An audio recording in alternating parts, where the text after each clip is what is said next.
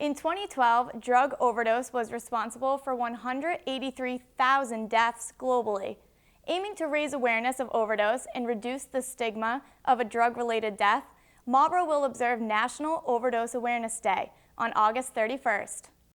That's a staggering amount of lives. That's way too many lives. In this country, we're losing an average of 120 people per day. Kathy Leonard, with the help of others, is placing 1,008 purple flags on the Walker Building front lawn to call attention to the number of lives lost to overdose in Massachusetts. Actually, since I purchased them, that number, they've adjusted statistics, has gone up. It's now 1,256. I'm hoping that the awareness will spark education, which can then spark different methods of prevention. Unfortunately, one of those flags will represent Kathy's son, Jonathan, who passed away only 8 months ago. That is the most devastating thing that I've ever been through and that I think any parent can go through. And Kathy admits she thought it could never happen to her son.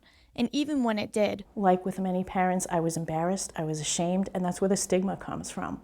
Because a lot of people do think that this only happens to other people. And that's why I hope to get this education out to people, because it's not something that happens to other people. It's not something that happens to uneducated people, people from a low income, or people from a lifestyle that is very different from ours. Addiction happens to anybody. The Jacqueline Olivo Foundation funded the 1,008 flags that will be waving for the first time in Marlborough.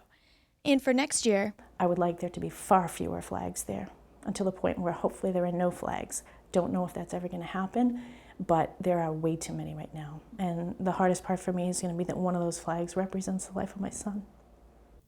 Kathy is also holding a vigil at the Walker Building on August 31st at 7:30 p.m. for anyone who's been affected by addiction or would like more information on the cause.